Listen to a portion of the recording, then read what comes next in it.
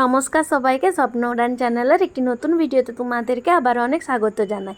বর্ষাকালে তালের ফুলারু হবে না, এটা আবার হয় নাকি? ওই লেগে মা তাল কিনে এনেছে বাজার থেকে, দিয়ে ওটা ধুয়ে পরিষ্কার করে একটা পরিষ্কার ঝুড়িতে তালের মাড়িটাকে বার করে নিল।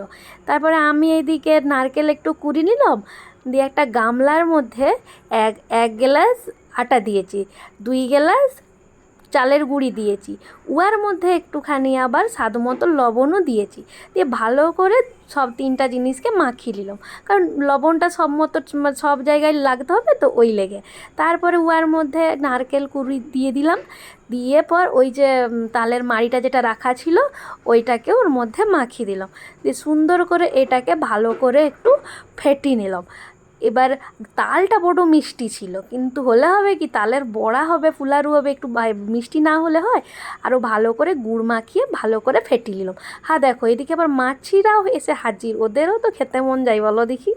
দিয়ে ভালো করে ফেটিয়ে নেওয়ার পরে গরম তেলের মধ্যে বড়াগুলিকে ছেড়ে দিলাম। আমি খুব একটা ভালো পারি নাই, যেটুকু আর কি মায়ের দেখে দেখে শিখেছি সেটুকুই এখানে করলাম, বুঝলে? তো তোমাদের সব ঘরে হচ্ছে নাকি এরকম তালের ফুলারু, তালের লুচি রুটি? আমাদের ঘরে কিন্তু সবাই তালের লুচি ফুলারু রুটি খেতে খুব ভালোবাসে। আর এই বর্ষার সময় বাবা রে, তাল বাজার থেকে কিনে আনতে পারলেই হচ্ছে।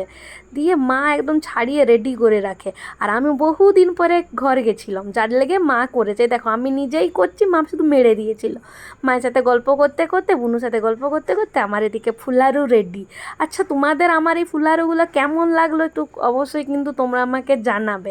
আর তোমাদের কার কার ঘরে এরকম ফুলারু হচ্ছে আমাকে সেটাও কিন্তু তোমরা সবাই কমেন্ট করে জানাবে। ততক্ষণ অবধি তোমরা সবাই ভালো থাকো, সুস্থ থাকো, হ্যাঁ।